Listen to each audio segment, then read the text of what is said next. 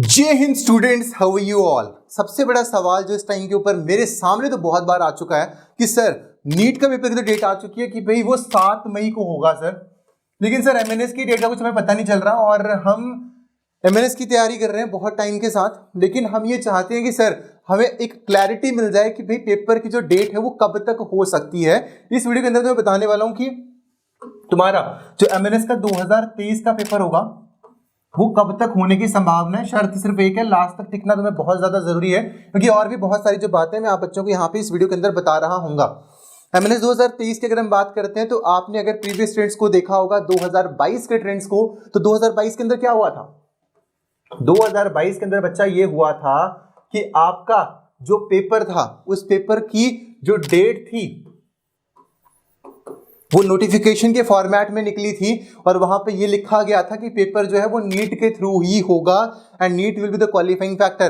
तो मतलब क्या कि आपका जो नोटिफिकेशन है वो 7 के साथ में ही निकलेगा। तो जब तुम्हारे नीट के फॉर्म्स निकलेंगे ऑलमोस्ट उसी टाइम पे, उसी सिमिलर टाइम के ऊपर आपके एमएनएस के जो फॉर्म्स हैं वो भी रिलीज हो जाएंगे। अब क्या हुआ था लास्ट टाइम? अब लास्ट टाइम ये हुआ था कि जब आपका पेपर कंप्लीट हो गया था, नीट का पेपर हो गया था, तो उसके बाद उन लोगों ने कट ऑफ लिस्ट निकाली थी, है ना? याद है, एक कट ऑफ लिस्ट निकाली थी और उन सारे के सारे बच्चों को बुला लिया था इंटरव्यू के लिए। अब मुझे बताओ कि जो फर्स्ट मेरिट लिस्ट में बच्चे थे वो कैसे थे। फर्स्ट मेरिट लिस्ट में बहुत सारे बच्चों को बुलाया गया था और अब हुआ क्या था कि ये जो सारी की सारी चीजें वो बहुत कम ड्यूरेशन के अंदर करा दी गई थी। सेम चीज 2023 के अंदर भी होगी। इस बार तो सरकार यार हर चीज को वापस ऑन ट्रैक लाने का पूरा प्रयास कर रही है। वापस से ऑन ट्रैक लाने का मतलब क्या है भैया? वापस से ऑन ट्रैक लाने का मतलब है कि बच्चा जो एमएनएस 2022 के अंदर हुआ या फिर जो 2020 के अंदर होता था, उन डेट्स को बिफोर कोविड वाली जो डेट्स थी उनको वो रिज्यूम कर रहे हैं। तो नहीं तो पहले तो काफी टाइम से पेपर जो था नीट का और जेडब्ल्यू का वो पोस्टपोन हो रहा था। तो इसी चक्कर में अभी क्या हुआ है, इन्होंने जो डेट्स हैं उस प्रॉपर साइकिल को सही करने के लिए, उस साइकिल को मैच करने के लिए वो ऑन टाइम कर दिए हैं। तो इस बार एमएनएस का जो पेपर होगा वो भी बहुत जल्दी हो जाएगा। 7 मई को तुम्हारा नीट का पेपर है। 7 मई के बाद 7 जून को हो सकता है तुम्हारा जो रिजल्ट है वो सामने से निकल कर आ जाए नीट का। अप्रोक्सीमेटली 30 दिन का जो समय है वो एनटीए लगाता है आपके रिजल्ट को डिक्लेयर करने के लिए। उसके बाद आपकी कट ऑफ की लिस्ट आ जाएगी। मतलब मोटा मोटा अगर आप मान के चलो कि आपके पास जो समय है वो बहुत ही कम होगा। कम क्यों होगा?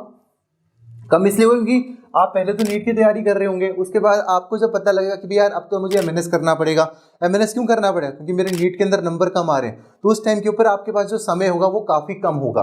तो अगर आपको बताऊं तो जुलाई के महीने में बहुत हाई प्रोबेबिलिटी है कि आपका जो पेपर है वो सीबीटी का हो जाए। अब काफ़ी सारे बच्चे मुझसे ये पूछते हैं कि सर क्या हमें उस टाइम के ऊपर ही सीबीटी एग्जाम की प्रिपरेशन करनी चाहिए या फिर हमें अभी से तैयारी स्टार्ट कर देनी चाहिए? तो उन बच्चों के लिए एक चीज मैं आप ये कहना चाहूंगा कि अगर बच्चा आपके नंबर 620 से ऊपर मॉक टेस्ट के अंदर अगर आपके नंबर इतने आ रहे हैं तो आपको चिंता परेशानी करने की बिल्कुल भी आवश्यकता नहीं है। आपकी नीट के अंदर सिलेक्शन हो जाएगी। लेकिन वो बच्चे जिनके नंबर इससे कम आ रहे हैं उन बच्चों को इस टाइम के ऊपर सीबीटी की बहुत ज़्यादा तैयारी करने की ज़रूरत है। क्यों? क्योंकि वो नीट के अंदर भी अच्छा फॉर्म नहीं कर पा रहे हैं। बहुत सारे बच्चों ने इस टाइम के ऊपर जो एडमिशंस लिए हैं वो ऐसे कोचिंग इंस्टीट्यूट्स में लिए हैं जहाँ पे हार्डकोर नीट पढ़ाया जाता है, बिल्कुल नीट पढ़ाया जाता है। वहाँ पे आपकी जो मेंटालिटी है वो इस तरह से आपकी कर दी गई है कि अगर तुमको नीट देना ही है तो तुम एमएनएस क्यों करना चाहते हो, तुमको नीट ही करना चाहिए। लेकिन बच्चा हमें कहीं ना कहीं पे अपना पोटेंशियल भी देखना है कि हम कहाँ से उठ के जा रहे हैं। हम 150 नंबर पे बैठे हुए थे पिछले साल, 200 नंबर पे बैठे हुए थे, तो एकदम से 650 नंबर जो है वो नहीं आएंगे। अगर आपके 620 से ऊपर नंबर आ रहे हैं, मैं माइनर टेस्ट की यहाँ पर बात कर रहा हूँ, मेजर टेस्ट की यहाँ पे बात मैं नहीं कर रहा हूँ। माइनर टेस्ट का मतलब ये है कि यहाँ पे एक एक जो चैप्टर है वो आपका पेपर के अंदर आता है और मेजर टेस्ट के अंदर पूरा का पूरा सिलेबस आता है। अगर आपके बच्चा माइनर टेस्ट के अंदर 620 प्लस से नीचे आ रहे हैं तो आप समझ जाइए कि कहीं ना कहीं पे आपको सीबीटी की तैयारी शुरू करने की आवश्यकता बहुत ज़्यादा है। क्यों? क्योंकि अगर सिंगल चैप्टर टेस्ट जो है वो आपके वहाँ पर नहीं आ रहे हैं तो उससे काफ़ी जो प्रॉब्लम्स हैं उनका जो सामना है वो आपको वहाँ पर करना पड़ सकता है। तो आपको कुछ नहीं करना है। अगर आपके मार्क्स इससे कम आ रहे हैं तो आप सीबीटी की तैयारी शुरू कर दो। क्यों तैयारी शुरू कर दो? क्योंकि हमने 2022 के अंदर भी देखा है कि काफ़ी सारे ऐसे बच्चे हैं जो कि 520 लेके बैठे हुए थे 480 लेके बैठे हुए थे, 530 लेके बैठे हुए थे, उन बच्चों का सिलेक्शन नहीं हुआ है। और अभी रिसेंट में जो मैंने एक सिलेक्शन देखा है, उस बच्चे के 197 मार्क्स थे। हो सकता है कहीं ना कहीं पे कैटेगरी का रोल रहा हो सकता है कुछ और भी एक्सटर्नल फैक्टर्स रहे हों, लेकिन आपको ये देखना है कि जो जनरल कैटेगरी का जो बच्चा था वो भी 400 और 380 नंबर के ऊपर सीट्स जो है वो लेकर गया हुआ है।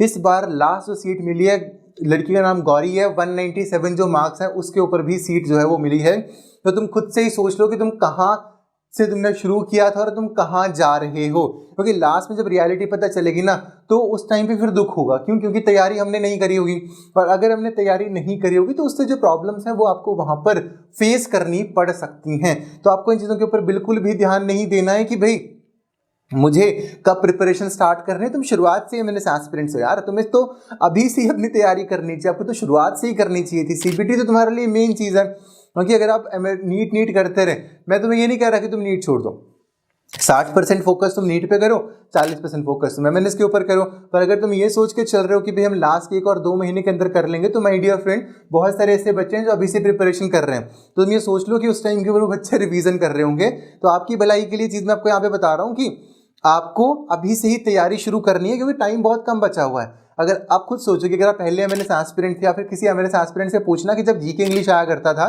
तो उस टाइम के ऊपर कितना टाइम वो लोग पढ़ते थे, पूरा साल पढ़ते थे, 2-2 साल पढ़ते थे, तब भी बहुत मुश्किल हो जाती थी सिलेक्शन।